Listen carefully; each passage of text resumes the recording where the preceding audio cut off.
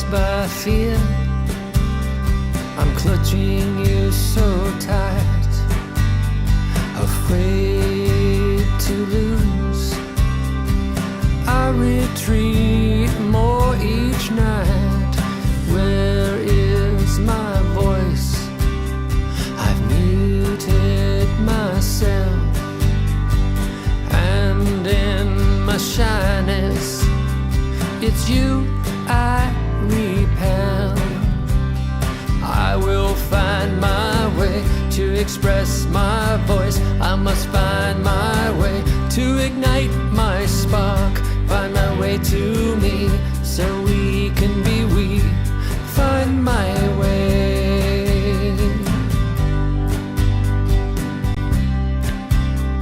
The fractures between us rise into view. I cling to the scraps of the care that falls through. Where is my strength? I've crumbled apart, hiding from the truth.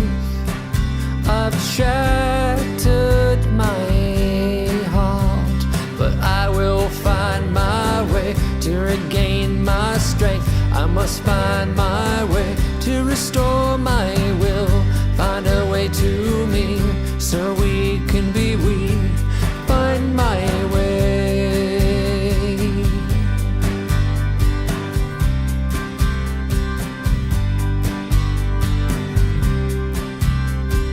Here is this moment to take a chance, to go on alone or grow and advance.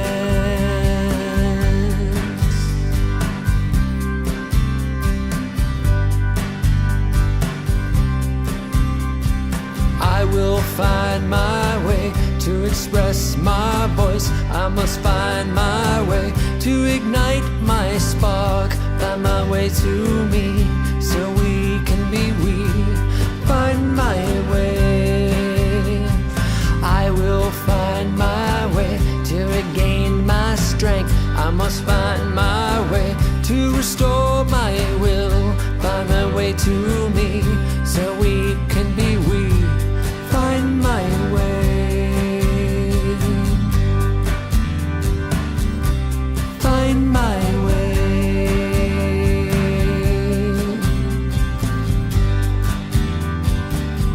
I'll find my way.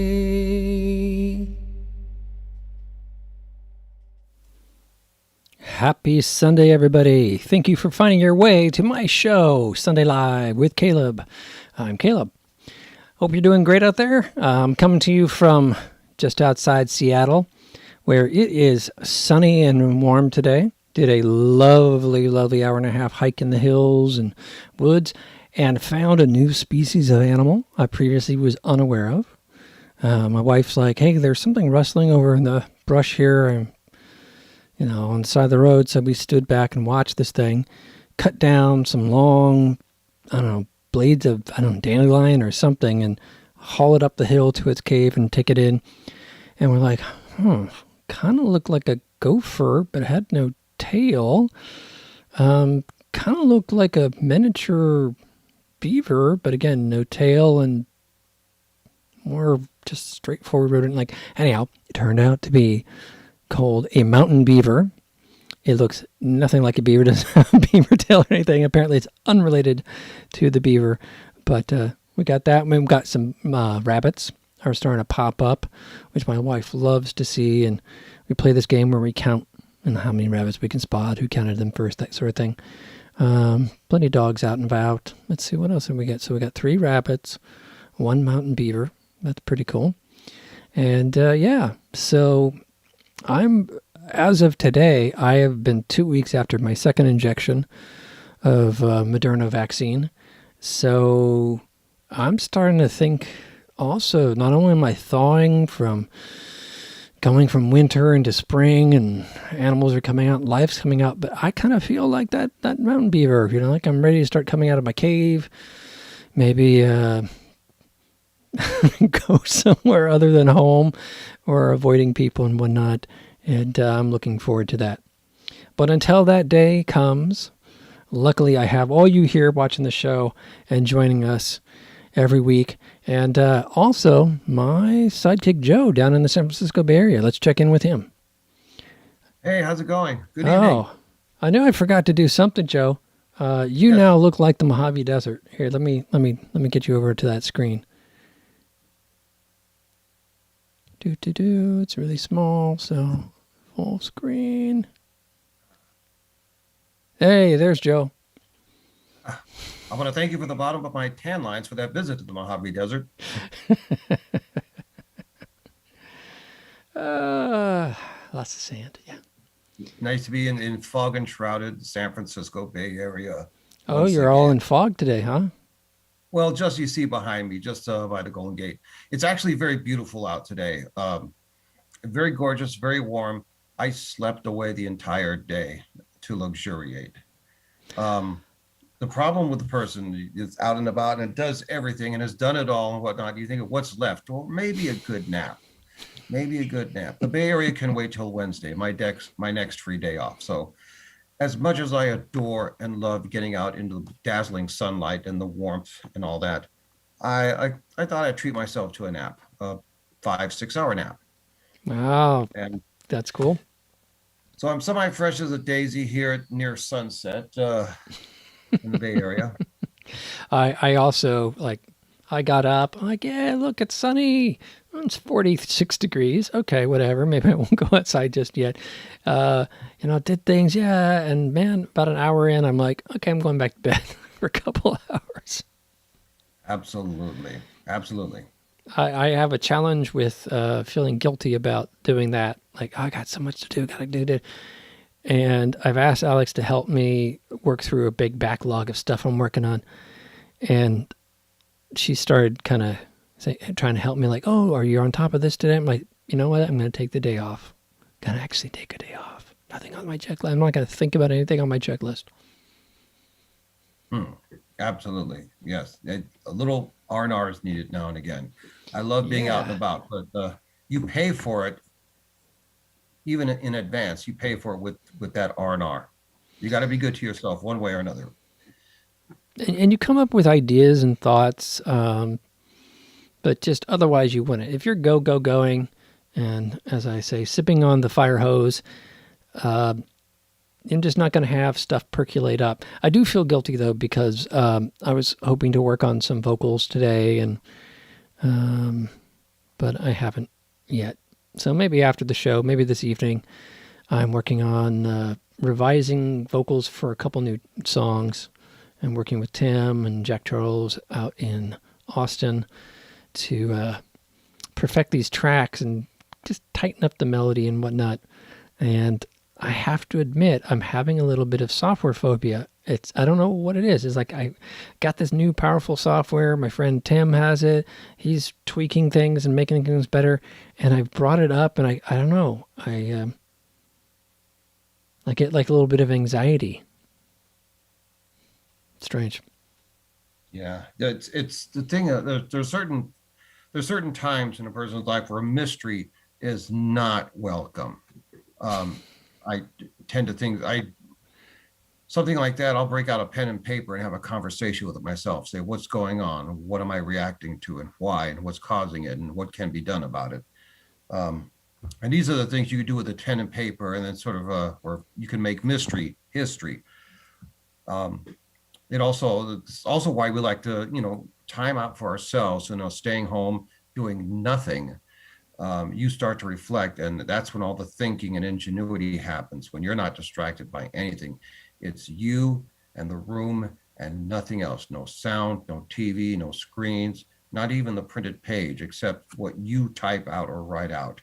And then that way, whatever's bothering you, whatever's inquisitive in your OCD, you get to flesh out on paper. And then that's you. You become your own greatest medium.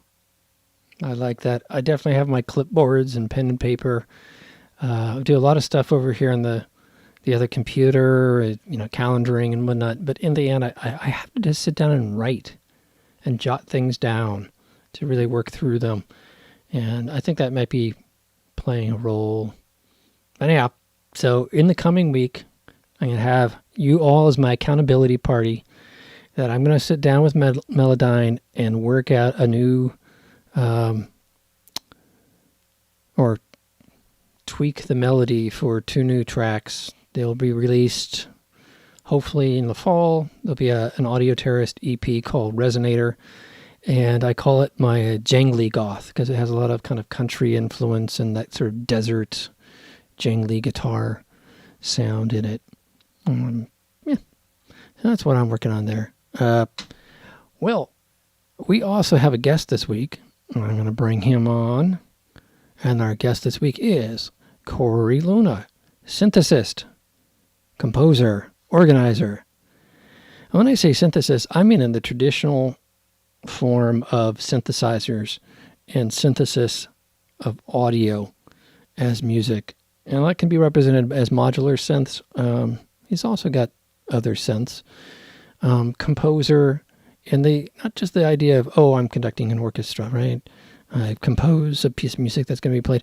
For me, composition is taking different elements and sticking them together in juxtaposition. And there's a number of ways that Korey does that. An organizer, Korey runs several electronic music meetup groups and podcasts. And we're going to find out a bit more about building communities in your genre today. Hey, Korey, you out there? Hello, Caleb. Hello, Joe. Thanks for having me. Good evening. Welcome. So you're hailing from San Francisco, right? Yes, I am. And it's North Beach Beats? Is that the... So I'm located in the North Beach district of San Francisco. So when I started a podcast, I named it after the area that I live in, and I called it North Beats. North Beats. I had a little slogan for it called North Beats from North Beach. Ah, okay. And I think it was around 2 years ago that I appeared on your show. That's right. You and I had met, I think, the night before, and I asked you to come on and do an interview with me. And I had more hair, and you had less. That's right. I think we've swapped. I'm like, oh my God. Wow, last time I hung out with Korey, I had hair on the top of my head. Well, it seems like that was 10 years ago, man. It's hard to believe that 2019 is 2 years ago. Yeah, it's wow. Talk about living through a lifetime of change in a short amount of time. Yeah, I was living in the San Francisco Bay Area. I had a red sports car. I had hair on the top of my head. You and I was going to go to a beer opening party, and I think everything in my life changed, and just went on a rapid roller coaster ride. And I want to let you know that even though I didn't get to taste that beer, there was a new run of it recently, and I grabbed some. So there is more Abyss available. So I'm going to be having that one this summer. Well, cheers to that. I'm looking forward to having the new Abyss myself. So you've been in the North Bay. How's this COVID experience been for you? So being in San Francisco for COVID has been interesting, where we went from an extremely busy city to almost a ghost town overnight. It was really fascinating, and it stayed like that for many months. Even during the fires up north, when that was happening last summer, it looked like the apocalypse outside, where there was nobody around and the sky was red all day and night. It was quite radical. And over the time, a lot of people left San Francisco, seeing as there's a lot of tech companies out here. a lot of those tech companies closed their offices, let the lease go. So a lot of people decided to move to a cheaper area, seeing as they didn't have to be in San Francisco anymore. So there's more vacancies than I've ever seen around here. Has that helped bring prices down? Are you It see? has a little bit. I think the price for renting has really only dropped about maybe 4%. I could be wrong on that, but I don't think it's dropped dramatically. Because I was wondering how far it would drop during this and how much it would pick back up. Would artists be tempted to come back in the city? Because so many artists got pushed out because of the prices. And as these tech companies realize, well, we had offices, but did we really need them? Well, the only shop I actually know of that opened up during COVID is this wonderful couple put together a brand new synthesizer shop called Mission Synths, and they're right on Mission Street. And it's I haven't had a chance to get over there yet. I think they're about Mission and 24th around there, and they've got or must be Valencia Street. I could be wrong about that, but it's pretty fascinating. I actually had them on Peaked last month to talk about their new shop, and they did a little preview for us. They walked around with a camera and sent us the video, so we got a nice virtual tour of the synth shop. And a few friends of mine went down last week on Sunday to the shop where they had a little pop up performance happening, and and I'm really excited that they're there, and it's really wonderful to have two synthesizer shops right now. As Robot Speak has been around for I think over 15 years now, and that's over on Lower Haight Street. Now, we talked about, when I was on your show, about synths. And when you say synth shop, everybody's like, well, Guitar Center has synths. But you're specifically talking about like modular and sort of traditional synthesist tools, yeah? That's right. And how do you see that different? And then you mentioned Peaked. What is Peaked? So Peaked is a meetup for electronic music makers. My friend Rich Hogman and I started it together 2 years ago in April of 2019. He and I were, I was doing a bottle share at my house, my apartment, back in 2018, and he had noticed that I was going to all the shows I could go to, and he asked if I would start a new show with him, a new meetup as we were calling it at the time. And he said he thinks that I've got what he's looking for.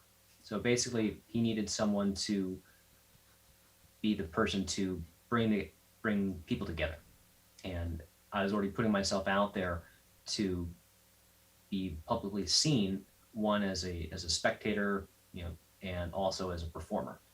So I was going out to resident frequencies and resident primarily, Oakland and San Francisco, and getting to know everybody who was participating in those scenes. And it turned out to be a really lovely thing. Everybody has been extremely warm and welcoming. It's been a really fun thing. So I was able to bring that element into Peaked. So Peaked, we feature 2 artists a month. It's typically on the third Wednesday of the month, seeing as Resident Frequencies is on the first Sunday of the month, was on the first Sunday of the month. Now they've gone quarterly during COVID. And Resident is on the second Tuesday of every month. So I set Peak to be the third Wednesday of every month so that we wouldn't have two primary synth shows happening in the same week. We also set it so it would be from 7 p.m. to 9 p.m. so that people could actually go to the show and then go home and go to work the next day. We don't want people to be staying out too late and miss the show. So, and I think that was actually a really great thing we were doing. And a wonderful thing at the time was Peaked had a location. My partner Rich, he works for a company called Supply Frame, and they had an office down on 3rd and Bryant. So we actually had a nice location where the company was happy to have us be hosted in their office space. and they already had a PA set up. We got some extra gear for some Sennheiser microphones, and had a wonderful time doing different types of host of camera angles. Where Rich was really inventive with that, where we would have basically a straight on quarter angle, and then he would have an overview looking, bird's eye view looking straight down onto the performer, and we project that onto a screen behind the performer so that the audience could actually see what the performer's doing. And that was a really wonderful idea he had, and that's been a very, very popular thing. And so during COVID, we've recreated the show virtually. So Peaked is now we're still trying to go with the same schedule, but instead of doing only the Bay Area artists, we branched out so that we can talk to and bring in people that are not in our area, such as Nice. we had Marie Ann Hedonia in Maryland, and about back in February, I believe. Yeah, and that was really fun. I'm going to show a little ad for Peaked here, so folks have some context of this music scene. If you're not familiar with electronic music and the history of electronic music, I feel like Peak and Resident in San Francisco and Resident Frequencies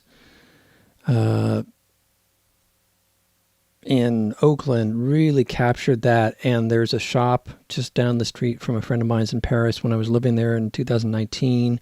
I'd go by that has all the modular synths, and really this is like a return to the roots of electronic music that's happening the last several years, and Peaked is a good example of that. And here is an ad for Peaked.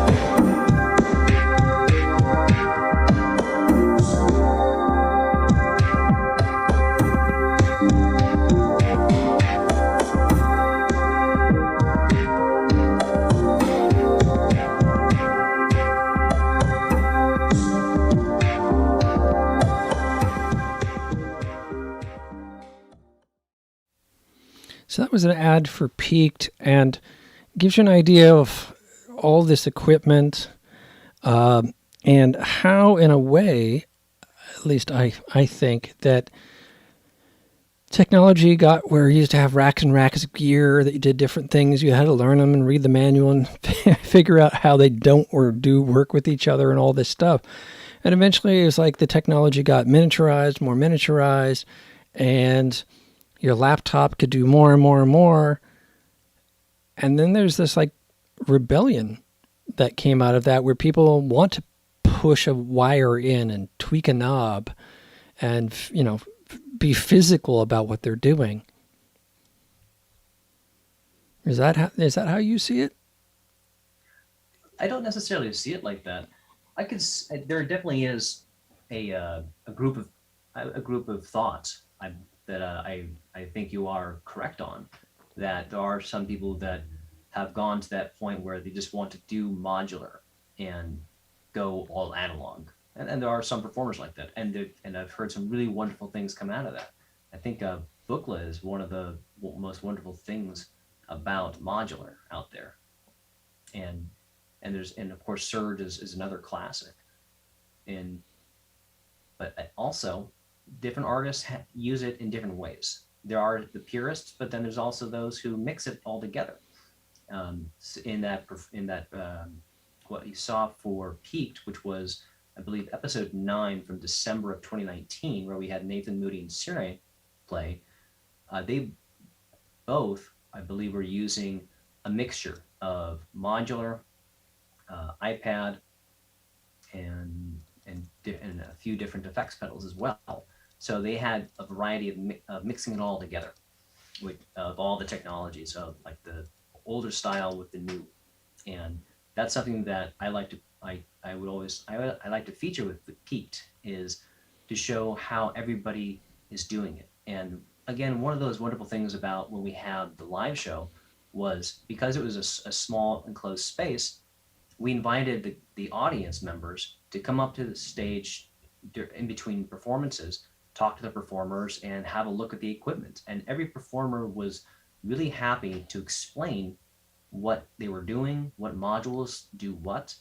It was a really fascinating educational experience for everybody that was there. And that's something that we probably haven't been able to do as well with the live version.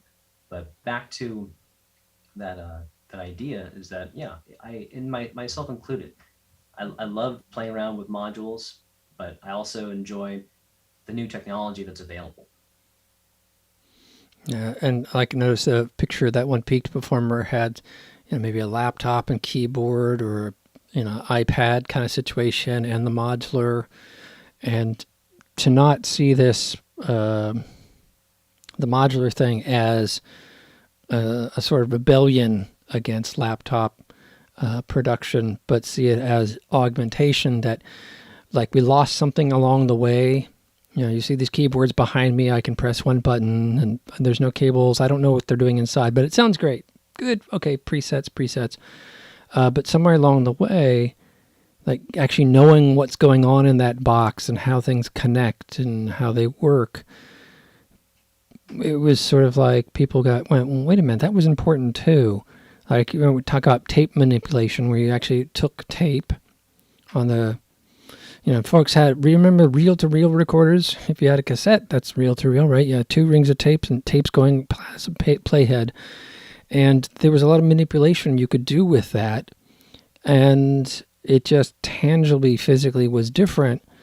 And in some ways you got an idea of what was happening and why, what generated that sound.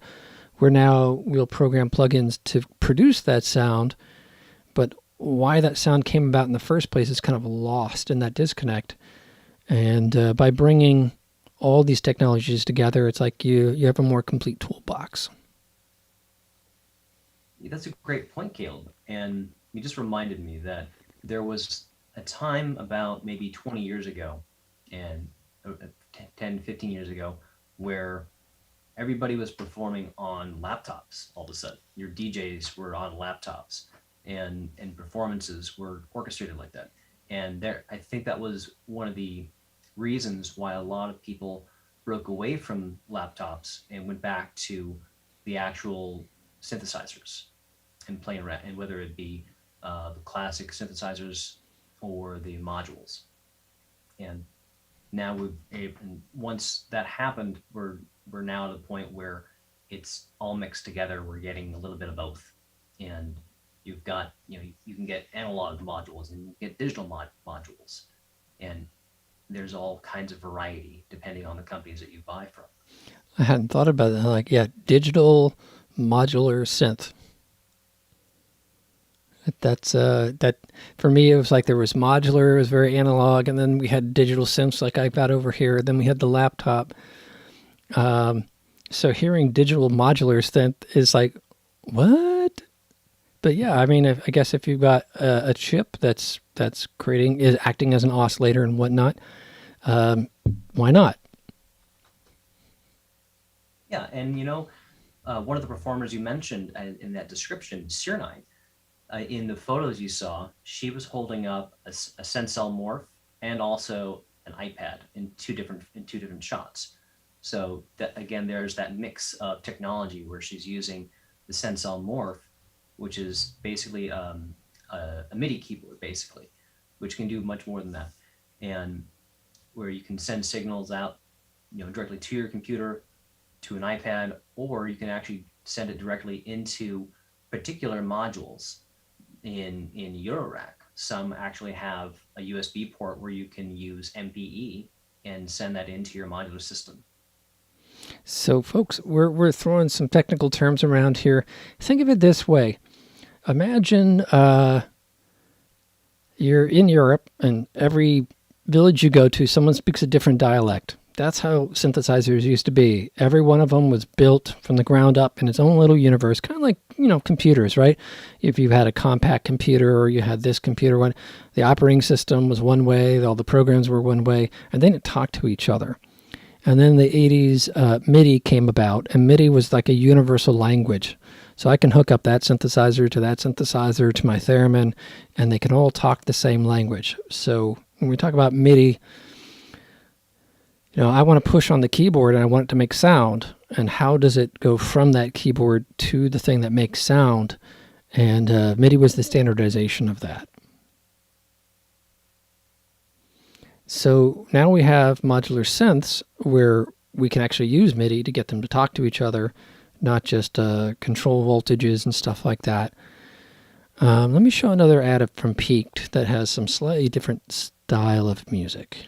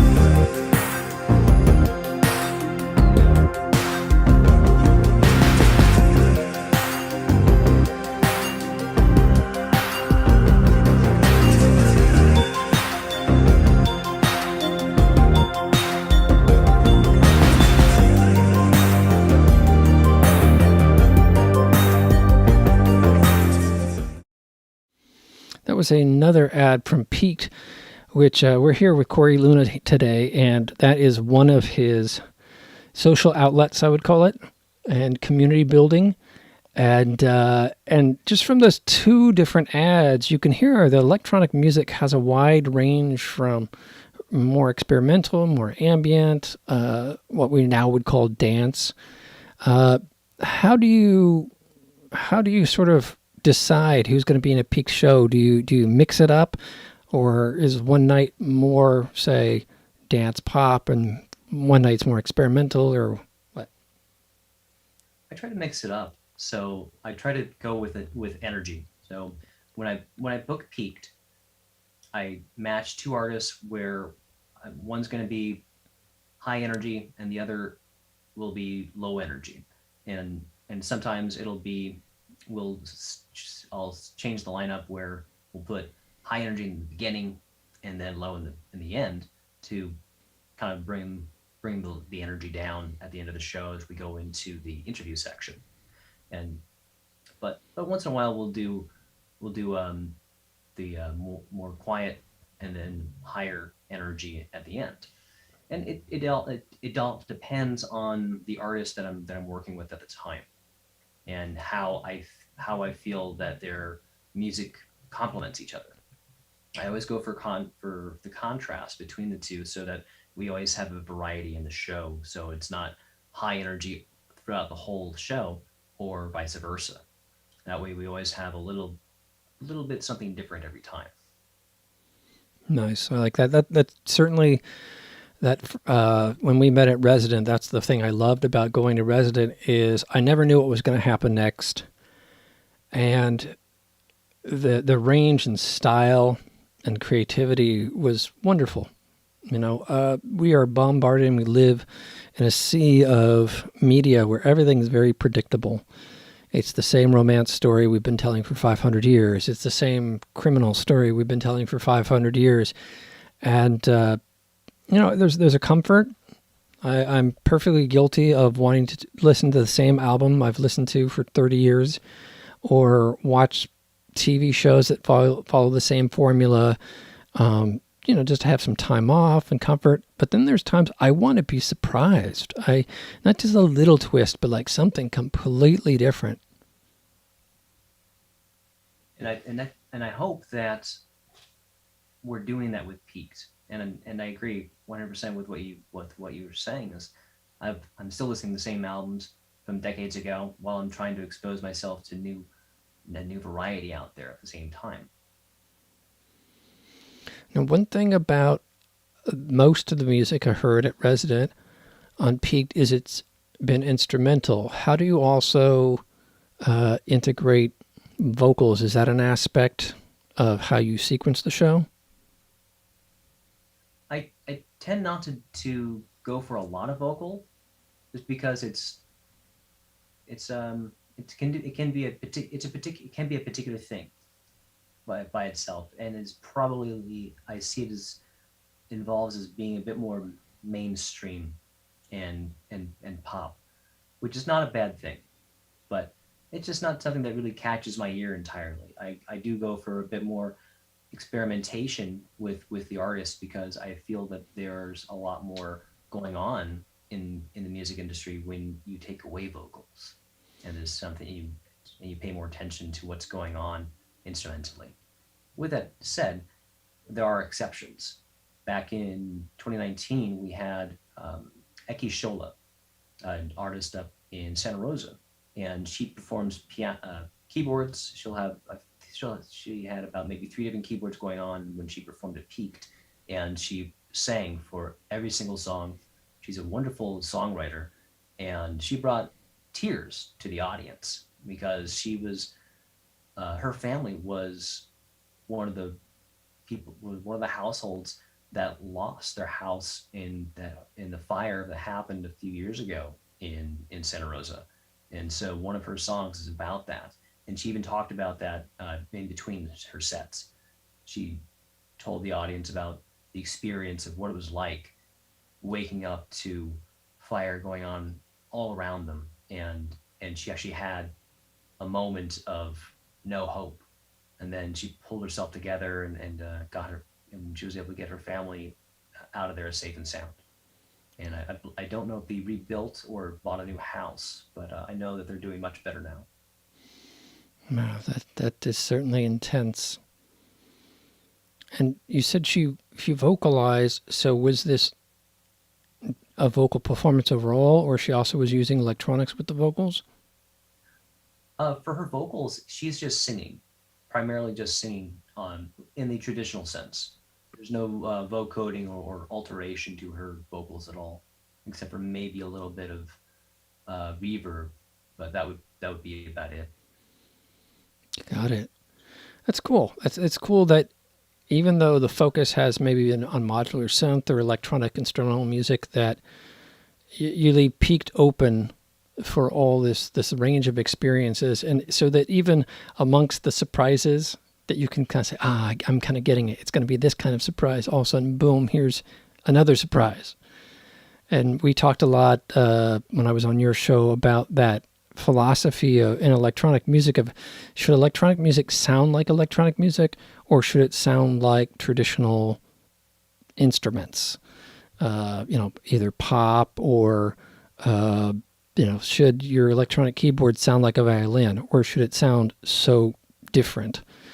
And I know a lot of what you've helped promote is keeping alive that idea of electronic music that sounds like electronic music. So I think that's really cool that even with that, you're not like, oh, I'm a purist. It's only this. And you bring other folks in. And that's how it creates a community atmosphere. Thank you. And on that note, there was actually a really wonderful performer. I haven't seen him perform in a while. Yate was his artist name. And I think he played maybe peak number 3 or 4. And he came in and played, he used an OPZ, a MIDI router, and a plant with not quite a contact mic, but something similar to that, attached to this little fawn-like plant.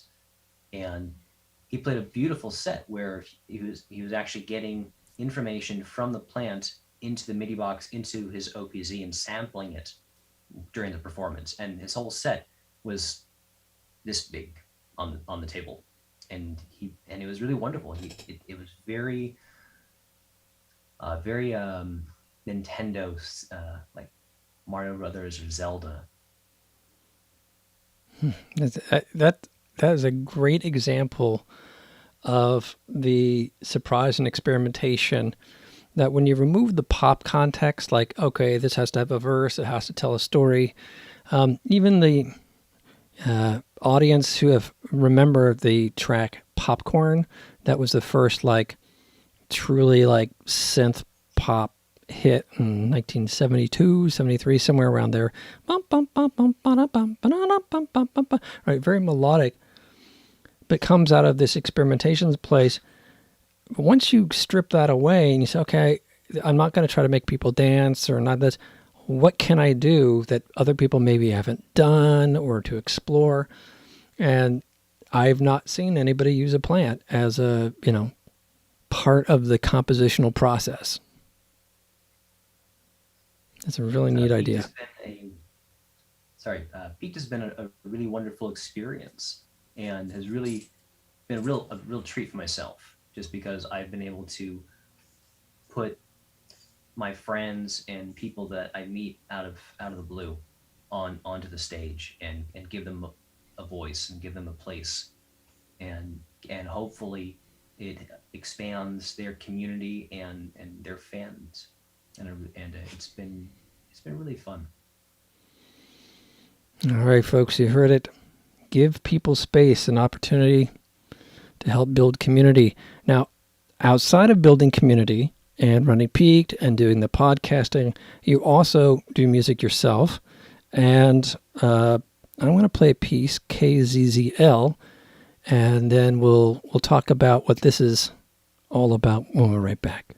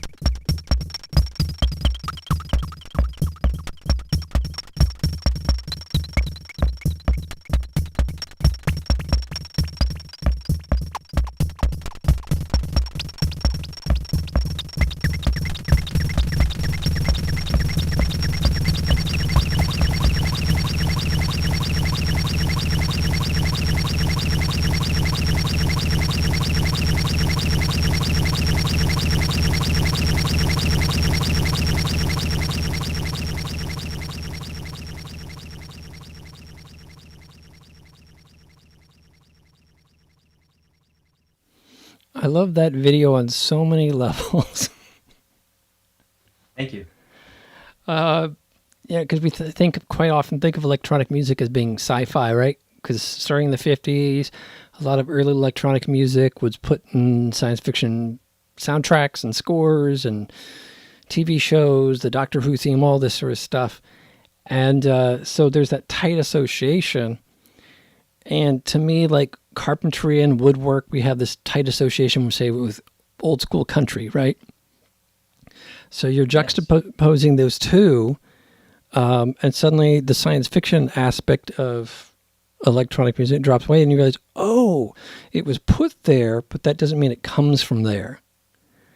And in fact, a lot of electronic music is what I'd call the original term industrial, where it is about constructing and building something, and you're building with the synth all the sounds and layers as you're building the woodwork, and then realizing, oh, the box that the synth is in is wood. And so there's this tie-in with the woodwork you're doing in the home and the tie-in with the actual case of the electronic equipment that's then making the music. Layers. Thank you, Caleb. That's a really great analogy. I love how you think about it. Yeah, and it's construction, right? You're doing home construction, and it makes me think of Depeche Mode's third album, which was called Construction Time Again. And this idea of having patience and rebuilding something. So here you're rebuilding your home, you're painting, adding your beer tab puller. Again, all these things that maybe other musical genres have co-opted the imagery of, but you've rejuxtapositioned them with electronic synthesis music. And behind me is one of my theremins. It's in a wooden box. The other one's plastic and sci-fi, but the other one's a wood box, and a lot of early synthesizers were in these wooden crates. That's right. And again, thank you so much. I really appreciate how you think about it and how you explain it. And yes, I am actually in that video. I am working on my current apartment. And back in July, my girlfriend and I moved to apartments, and I got to renovate it with my dad and a friend of ours. So the three of us were working on it, and periodically I would work and film what I was doing, so that I could eventually use it for something. And that's something that I'm constantly doing, where I find something that inspires me in my daily life, and I'll start filming it, and I'll just put it away for a while and figure out eventually I may use it. Not everything gets used, of course, but I was definitely inspired at the same time, because I was working on the apartment, and also I was taking a class. I think I was actually, it ended right before I started doing construction. I took a class in product management from General Assembly, which is a coding boot camp here in one's in San Francisco, and they have many other campuses. So that was a virtual class I had to take. And in between classes, I would play with my synthesizer as a break from studying, so that I could focus and collect my thoughts. And it really worked well with the construction I was doing on my apartment. And I think they came together very well. And as you described it, that's industrial. And for folks industrial and analog. And analog, yes. Thank you, Joe. And for folks that aren't familiar with this term of industrial music, it was originally coined in the 70s to describe music that sounded like machines. Early Human League, Throbbing Gristle, they were doing these loops and patterns and whatnot. Now the word has gotten merged with a form of rock and roll and rock music, and add the electronic synth pop back in, and then you get goth industrial and all these different terms. But the original idea was just the idea of music like a factory. And I know the Human League said that all their early stuff, the reason why they were industrial was they said the steel mill, it would hear pounding. Like they would grow up all their lives, day in, night, hearing this pounding from the steel mill. And that then became the basis of the music.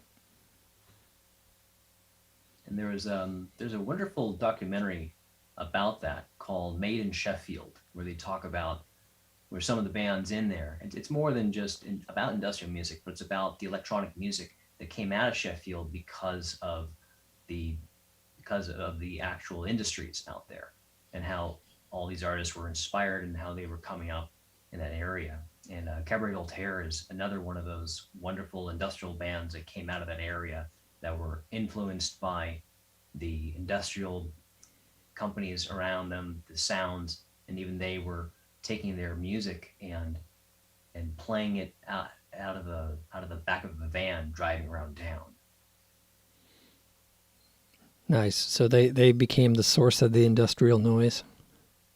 Yeah, I feel like they were able to make an amalgam of their music along with what was going on in everyday life. And with pop music, quite often we think of it as this crafted for enjoyment thing. And yet, Four on the Floor, which is very common for dance music, that's where the beats boom, boom, boom, boom, boom. A lot of these guys were saying how they got Four on the Floor was, again, machinery pounding, like hard labor, industrial work that then became like the most famous dance beat in the world. This is ironic. That's right, and that goes back into the 70s as well. Probably looking at starting with probably Kraftwerk. I've never actually looked up the history of Four on the Floor, and I could see Kraftwerk having a big part of it. I don't know if it goes back into rock. I've heard the argument that it goes back to Cherokee music in the South. Right, we've all famously heard at least plain Indian music, or the American cliche of Native American music with dum dum dum dum dum dum dum, right? One consistent beat, not polyrhythmic like African music, but just very. So it might have even a greater history beyond the industrial, and maybe it was already kind of present culturally in some places in the world, and then industrial music and electronic bands like Kraftwerk turned it into a synthetic form of it. All right, folks, add in the chat if you do a Google search and find out where Four on the Floor came from. Let us know. I want to play another piece here. This is Middle Mod, and I realize I announced the last track as KZZL, but that's the artist name. So Kizzle. So Kizzle is one of your artist names, right? Or that is? It's my primary artist name, yes. Okay. So that was Kizzle. So this would be Middle Mod by Kizzle, yeah? That's right. All right. Awesome.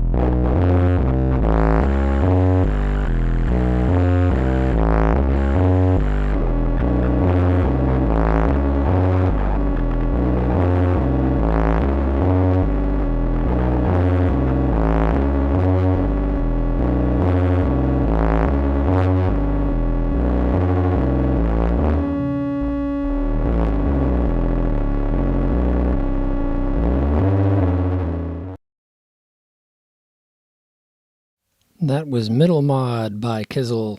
We're here with Mr. Kizzle himself, Korey Luna, and we're talking about electronic music and sort of like the foundation of electronic music that you hear in pop songs, you hear certainly in dance music for the last 30 years. And it all really goes back to people who were in either sound effects or were in recording studio technology, and they were experimenting to try to get new sounds. Very famously, the Beatles started as a cover band, and then they started writing their own songs and became pop sensation. But they were working in the studio, constantly pushing the boundaries and saying, hey, that piece of equipment, what can it do? Very famously, John Lennon would have his voice later on sent down to the basement, and then there would be a microphone down in the basement that would record it. And so the recording was not his voice directly in the microphone, but like a delay modified voice blended back in that gave a certain tone.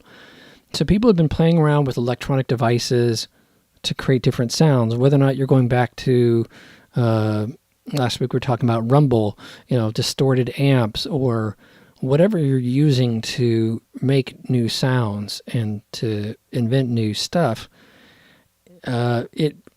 It can stay in that experimental space, maybe an academic university space, underground arts, but quite often this is the boiling pot and the percolating area that then pop music will reach in and maybe siphon off a little flavor of and turn it into the next thing by putting it into a conventional form.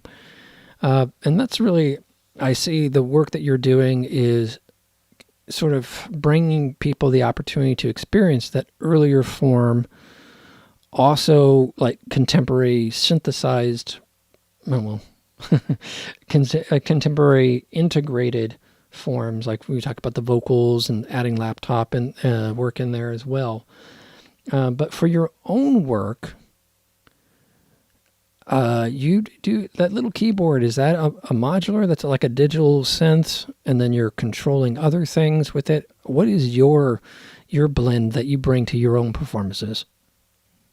So in that particular video, that's that box, that is an 8-step sequencer from electroharmonics, and so basically it's just a clock out, and the sliders are actually choosing where your notes are. So you can slide up and slide them up and down to choose in an 8-step sequence how where those notes are going to be, and then you can send that, and I'm sending that out into the modular. And I think everything in there at the time was all analog, so everything was just taking the CD signal and creating is controlling it all from that section. And then, as you see during the video, I'm modifying each module individually, from LFOs and envelopes to control the sound of what it's doing. And again, there's within this community, it's like 1 foot in technology and 1 foot in music. So there's a lot of buzzwords from both that come into this. We talk about sliders, very commonly music. You have a slider, something you move a finger or vocally, you're sliding. But then we talk about LFOs, and folks are probably like, "What is that? A UFO? What is LFO?" But that's a low frequency oscillator, right? LFO. Did I get that right? So you're talking about something, a machine that's making a noise and doing a low frequency. Literally, a low note is low frequency, and frequency isn't something crazy term. It's literally what it means. How frequent is the bus coming? If it comes every hour, it's a lower frequency. If it comes every 5 minutes, it's a high frequency. And the higher the frequency the bus comes, the higher the pitch is, because the wave is actually bouncing up and down faster. So you have these different discrete pieces of equipment in this box that you're connecting together with each other and then modifying to create an output, a result. Is that a fair assessment? Absolutely. Very, very well said, Caleb.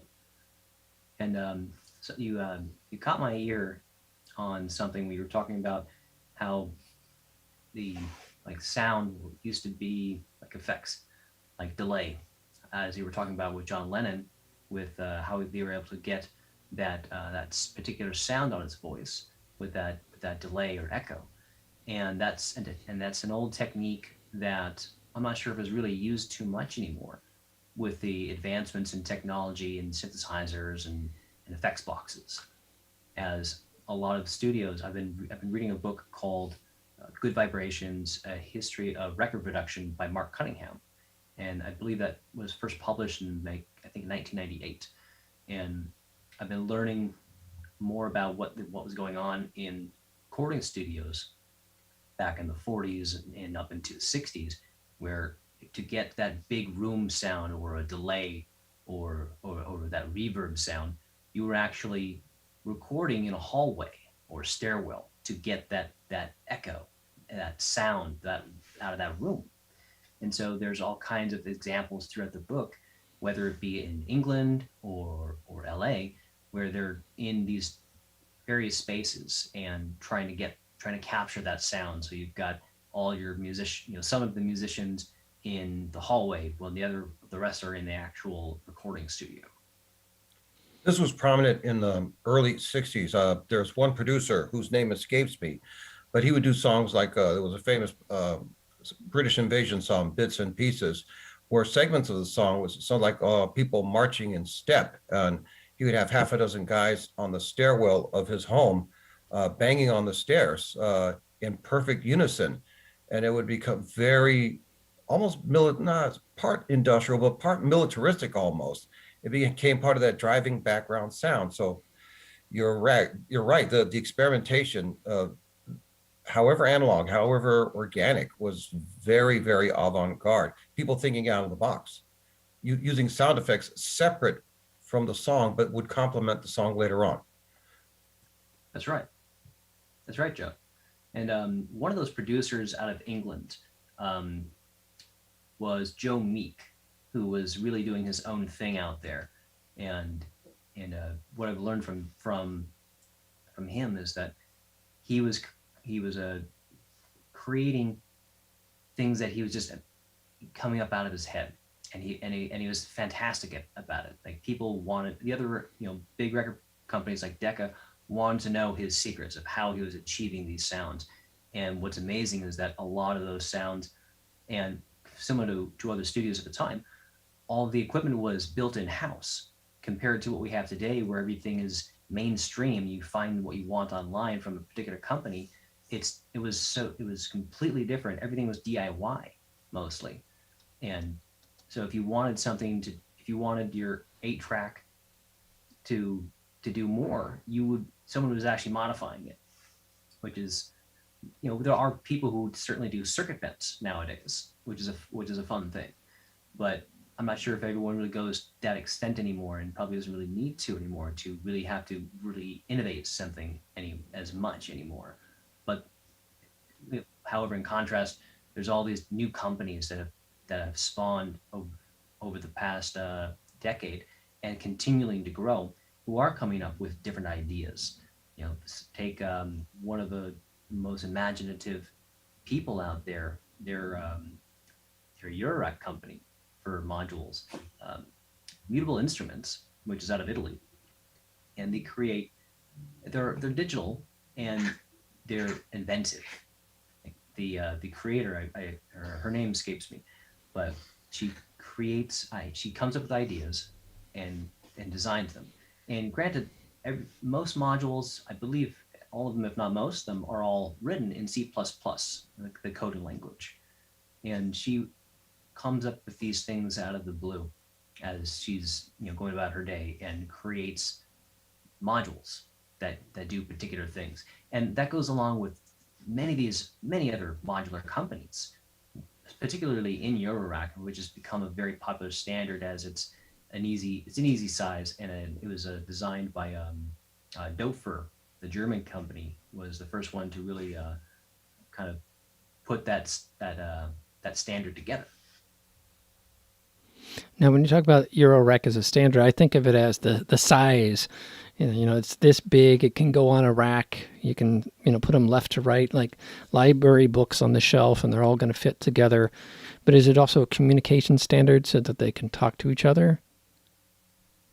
That's a good question. And I don't think it is actually about communication, but rather just having a size format. Like, so the Eurorack format that we use is 3U, which is a particular measurement that I don't entirely understand. But then you've got, and that's the smallest. No, actually, there's 1U as well, which are very, very small, almost square-like pieces that some companies like IntelliGel, when they make a case, you've got 3U and 1U mixed together, so you can have basically maybe your ins and outs up top in 1U, and then down below you're going to have your 3U of whatever you want to put in there with your LFOs and envelopes and any effects you want to throw in there as well. So there's a lot of variety with it, and that's one of the fun things about it, is that you can take modules from different companies and switch and put them together and come up with your own sound, which is, I think, the most unique thing about Eurorack. And getting back to the standard and the communication between the modules, it's more about the patch cable. And if you can take a patch cable from an MU, which is the Moog standard, which is a larger format, you can take that one and put it into the Eurorack. Granted, you would probably need an adapter, because I believe Moog uses 1/4 inch and Eurorack uses 1/8 inch jacks. So you're going to have either an adapter, or some cable companies will produce a cable that has one, the large and the small on both sides, so you can do those sorts of things. And for folks that aren't, this is all like we're talking about alien speak. Think about it this way. These synths over here are more like lean cuisine. Okay, maybe that's not a good analogy, because these are some nice synths. But it's sort of pre-made. It's sitting in the freezer. I just need to pop it out, put it in the microwave, and voila, I have a meal. With this whole modular synth, and your focus is really like your rack, literally a rack of spices that you're going to put into your meal. You're cooking from the bottom up. It's not like pre-made rice where you just microwave, open, oh, I have rice. You actually have, dry things that you're putting in, and then you're putting in this other ingredient. And each individual who does their own cooking comes up with their own dishes. So by avoiding this sort of setup where it's all prefab for you, and you buying your own box of, wooden box with screw holes and whatnot, and you can add all these pieces of electronic equipment and attach them in different ways, you can invent your own meals. You can create your own sounds. And that's, I think, really a large part of the appeal is you don't sound like anybody else. You sound like you.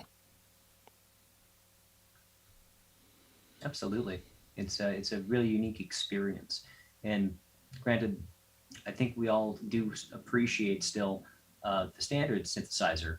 Where if you got something from maybe sequential circuits, where it's 66 keys, or maybe a bit smaller, and it can do all these wonderful things in there, and those are great products. There's nothing wrong with those at all. But sometimes you want to break out and do something a little bit experimental and different, and maybe you can't do that as simply within a ready-made synthesizer.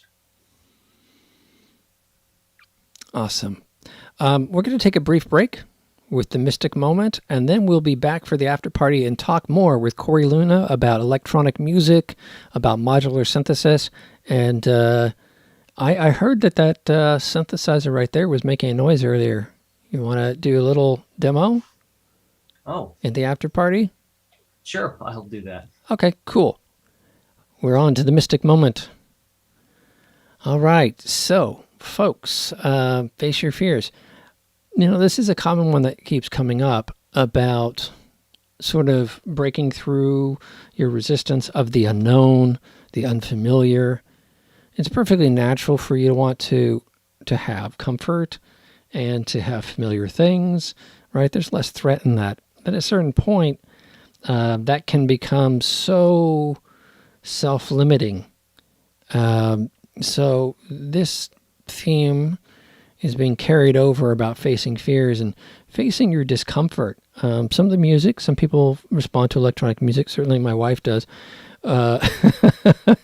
Not favorably. And I think, honestly, it's are you a consumer of the music or are you creating the music? And when you're just a consumer, you might want just pop music. But when you're a creator, the chance to just go in and explore something with no concern about what comes out the other end. In other words, no one else has to like it.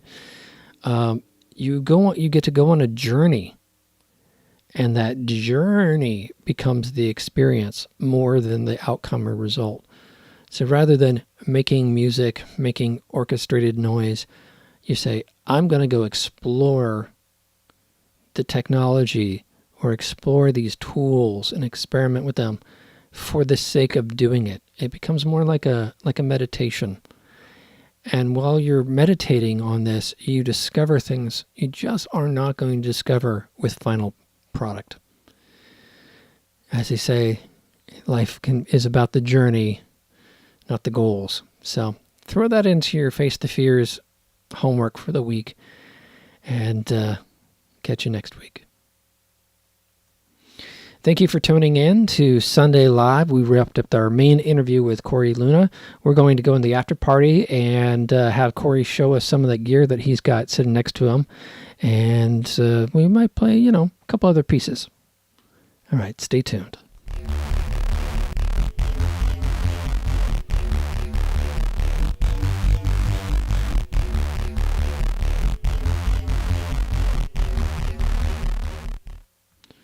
So we were talking about patch cables, and people might not know what they are. So here's a cable. It's got two ends on it, and it allows you to plug one thing into another.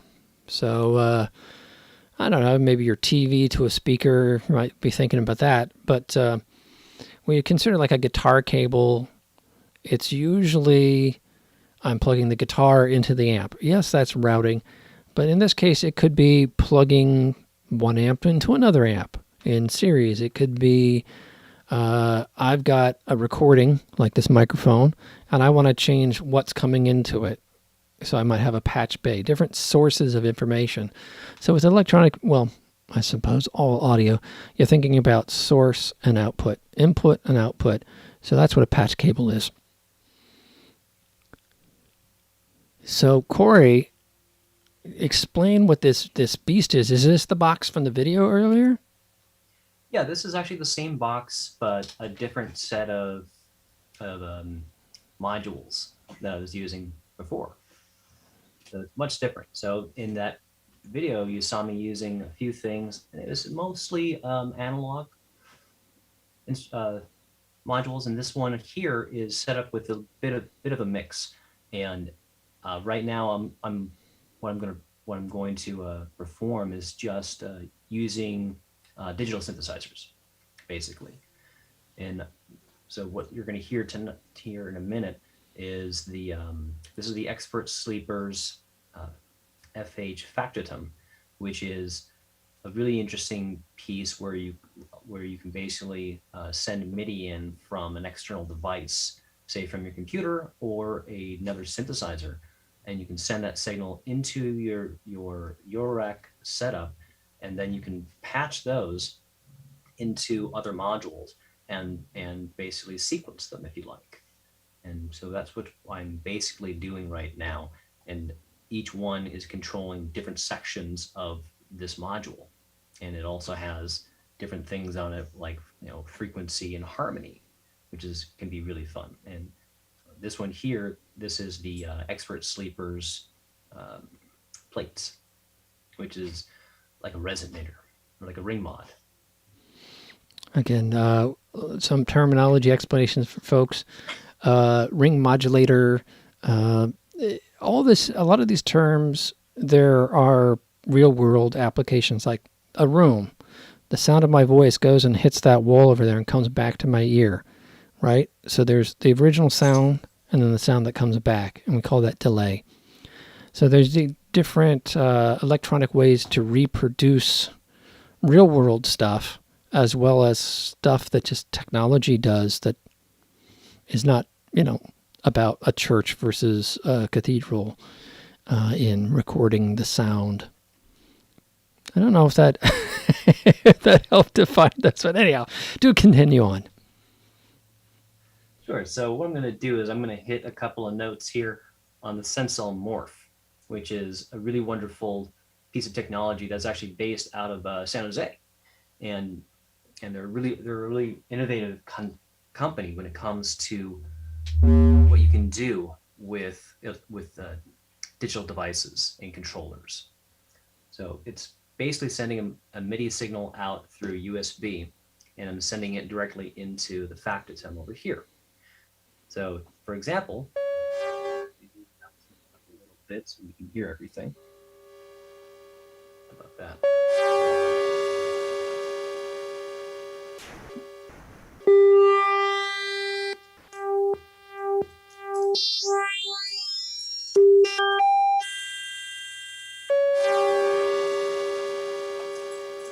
So so you can basically set it up so you can play it like a keyboard, like a standard keyboard, or you can throw in something else completely different.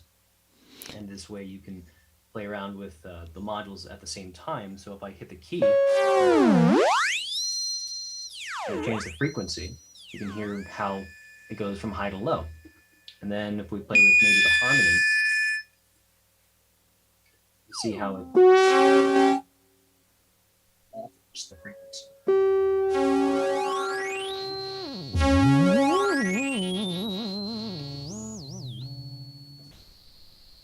And from there, you can pretty much do whatever you really want to play around with. And granted, there is a little bit of menu diving when it comes to the digital synthesizers, the digital modules, because as you can't really, it's hard to see, but there is a little LED screen right here that tells you what's going on in the Factotum. And there's one dial here where you can actually look around and do some menu diving, basically going into what's in the programming and choosing what you want it to do.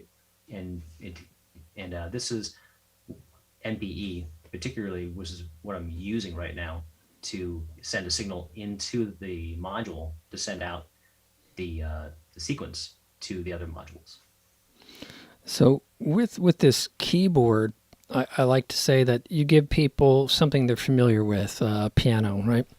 And lots of times folks will see keyboards like this and they will not think about where the sound's coming from, and they'll have that sort of piano. When you push on a piano is a hammer. It's like almost like a drum. You're whacking it, and then that's making a hammer go, and the actual sound in a piano is produced by a harp, not the keyboard. And so same thing here. You have these keyboards sitting over here, and inside of them are these digital circuits that do what Korey's showing us here. There's the controller, and then there's the thing being controlled. And with analog synths, you can clearly see that separation between the two. There's a little feature, Kale, I forgot to mention. One of the things that really makes the Sensel a really fun MIDI controller is that it comes with skins. As I'm sure you've probably seen it before, I've got the keyboard on because it's simple and easy to understand. But you can take that right off and put a different skin right on top. Nice. So it's like magnetic, and you just slap like a drum or something else? Absolutely.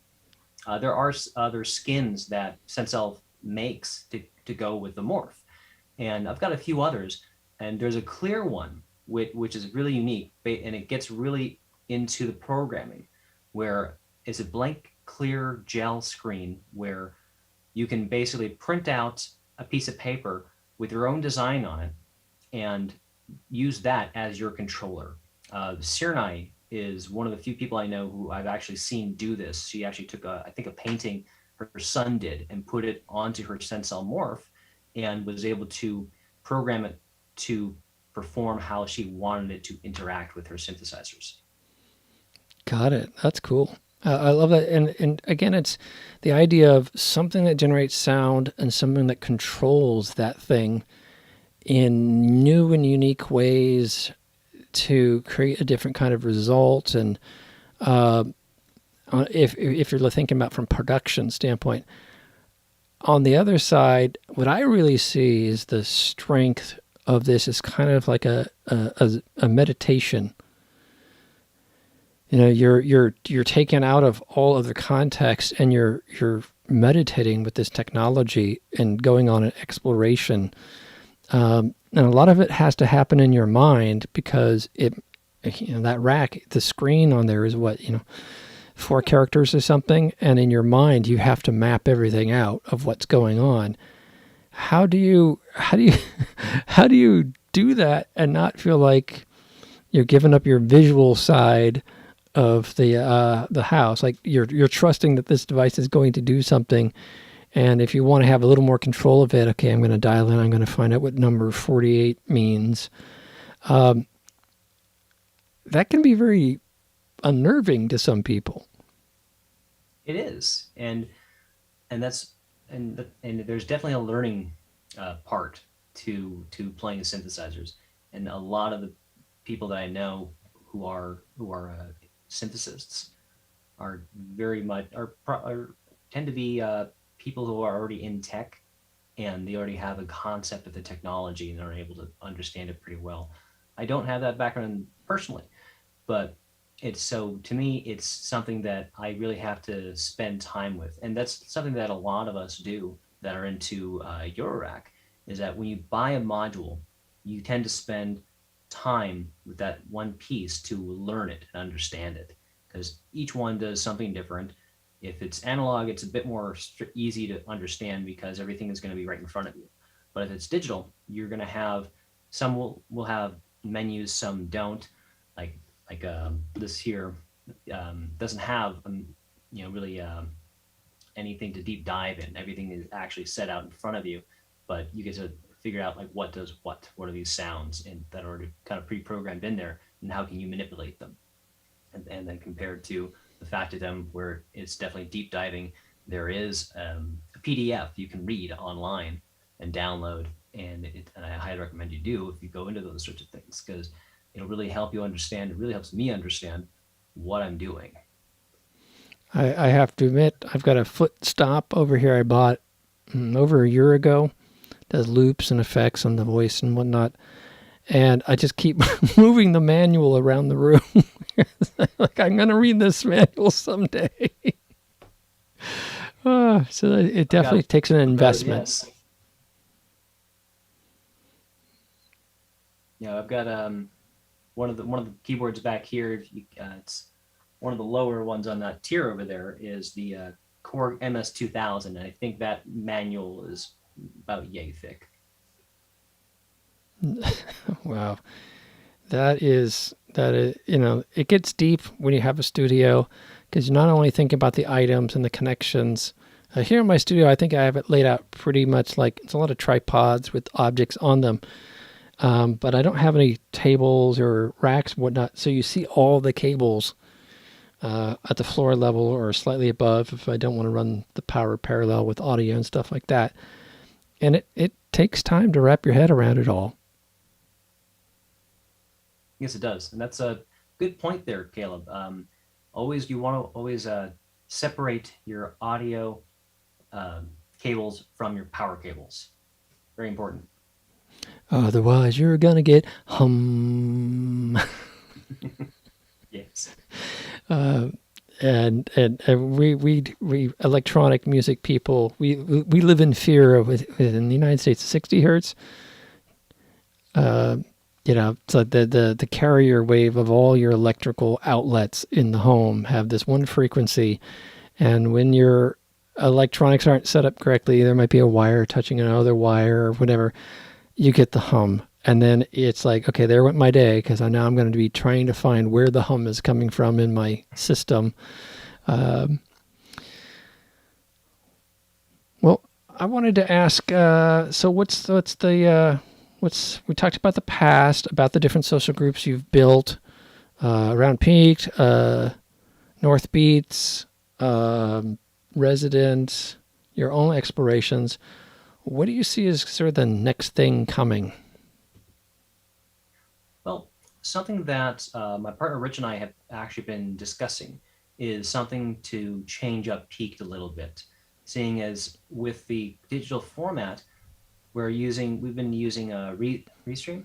Yeah, we've been using Restream as our main platform for us and the artists, and we send that out, of course, to YouTube and Twitch. And but that format has become very standard and maybe a little stale. So we were talking about doing something a little bit more unique that would give us wouldn't be a live production, but rather it would actually be a better high-end production where we're talking about working with artists one-on-one, where we're going to be on location either at their studio or at my studio. We'll record them with some DSLRs at multiple angles, and I'll talk to them in the same room together. And then this will give the opportunity for the artist to be able to showcase what they can do a little bit more, and we can actually go into their studios and see what their setup is like. There's no two studios that are going to be the same. Nice. I like that. I like that the ability to, kind of go into the artist's home or to actually dig into the production. Because I think with modular, with other stuff, if it's more poppy, okay, you can throw a video. I'm playing guitar and singing. But with modular, quite often you see all these videos and you just see the person like doing something. You can't really see what they're doing. But getting multiple camera angles and like the video we showed earlier where it showed you right in the wires and I think is a powerful visual to have with modular synthesis. And great point, Caleb. And there was an artist that I had on Peaked along with Sear and I, which Nathan Moody, which was on the first Peaked video you showed. And something that Nathan did, I think in 2018, he put out an album called I think it was The Right Hand of Mystery, where he had handcrafted everything that he created that album with. So everything was, you could say, was analog because he's using, like industrial wire and coils and actually and he's got them nailed down onto like a 2x4, and he's playing it with a bow. And he actually brought this into Peaked, and he also performed it, I think, later that year. No, sorry, maybe the previous year. No, the same year.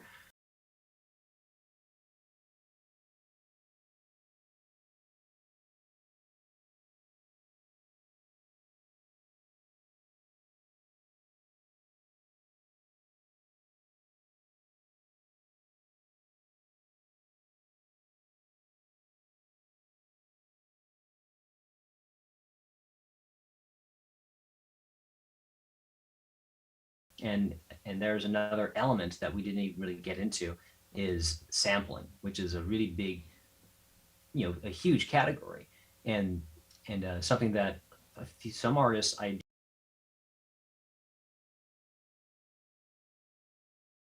their live performance based off of live samples. So they're getting them from whatever equipment they bring with them, or even from the audience themselves, and they'll incorporate that into the live set.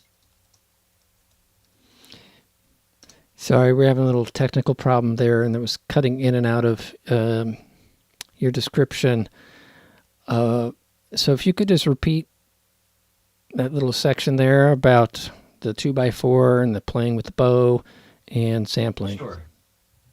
So Nathan Moody was using, he was performing basically industrial coils on a 2x4 and with a bow. So he was actually performing it, as a traditional musician would, but all the audio was going into modules or samplers, and he was able to use what he was performing live to manipulate that sound in his live performance using different samplers, which samplers I don't know particularly, possibly Morphogene, It's a very popular one in the modular world right now, and him and many other artists that I've gotten to know. Some of these artists actually work on creating their live set based off of samples that are taken right from the performance. So they'll have items that they've brought with them, or they'll sample the audience and bring that into their set with whatever equipment they're using, and create songs from that. So, folks, when we're talking about sampling, that's a little recording. So if I was to say, "Hi, everybody, how are you doing?" I could take that recording and I can chop it up, and I can just say the word "hi." And then I could be like, play it again. Hi, hi, hi, hi, hi. I can put it on this keyboard and hi, hi, hi, hi, hi, hi, hi, hi, hi, hi. That's, basically sampling. So now you're taking those little cuts of sound and feeding them back into the synthesizer world and into your overall performance. It's funny, Kraftwerk, which is one of the innovators of this, their songs, their pieces of songs are among the most popular used for dance music. The two of the most popular samples, one from James Brown, one from Kraftwerk, and it's readily available when you hear it. Yeah, right. It's interesting. This whole electronic sampling of electronic synthesis. Right, this layering of different styles of making music, from recordings, from synthesis to sampling, and how that folds back into culture, and then a particular sample, a little riff, whatever, becomes so iconic that it gets repurposed and then a part of the society overall. We are out of time for this week's episode, but Korey, I'd love you to stay online so we can chat a little bit more after. And Joe, like last week, if you haven't tuned in last week, we've added a new segment called Last Call with Joe. And I want to hand the mic on over to Joe for that. Yeah, this week's episode and the subject matter there is very, very important, a very important aspect of the recording industry, of the art of music in general. It's in a case of being overly complacent by graphic user interface laptops to record something. It can be an area of disconnect can happen. It's great that the advent of technology gives us resources that we can turn studios, our bedrooms, into studios, making real studios almost obsolete as we hunker down in our basements and bedrooms and make good music. Billie Eilish is a sample of that. But we have here at the same time a return to analog, a return to basics, the modular building blocks around effects that become more essential for those combining the involvement of analog with the resource of modern tech to complement any song or music receptive to it. And as a result, no two artists will ever sound alike, however influenced by one another. It enforces and fosters individual creativity. Thank you for that insight, Joe. And thank you, everybody, for watching this week. We've been talking about modular synthesis and performance art, audio art, with Korey Luna, who runs a social group and performance display of artists called Peaked. If you love this genre or interested in exploring further, check out Peaked. Also, he has North Beats, which is a podcast. Check that out, talking about music, the music creation world. And also, when we get past COVID here, I'm sure Resident will come back in San Francisco. And in Oakland, we have Resonant Frequencies. And Korey, actually, what's the name of that? Hey, this is interesting. Korey, what was the name of the one in Seattle? Velocity. Okay, cool. And also, you and Frank Martin know each other, And if folks are interested in exploring synthesis, talk to Korey and Frank. They are both super connected with those worlds, and get out and explore. That's my advice. Thank you again for watching Sunday Live with me, Caleb, each week at 5 o'clock to 6 o'clock p.m. and Pacific time, where we bring you conversations with both audio artists, visual artists, and even literary artists. 2 weeks from now, we're going to have a friend of mine, BJ West, come on and talk about cyberpunk literature. And next week, let's check the old calendar here. If I can find out where my mouse has gone to. Okay. So coming up, we have, I think Suzanne Yada, or Little Spiral. So we'll be finding out, having her present her music. Then the week after, we will have BJ talking about publishing and writing. If you always wanted to write a book, that will be your episode to tune in and find out how to do that. And then we'll have jazz artist Susanna Lee and singer-songwriter Stephanie Strange at the end of the month. So keep tuning in and stay safe out there. Thanks, everybody. If you'd like to find out more about my work, check me out, Caleb Duart, on Facebook. My 3 bands are Audio Terrorist, Qui Bleu, and Just Caleb. They range from electronic dance music to experimental music to country rock. Thanks, everybody, for watching.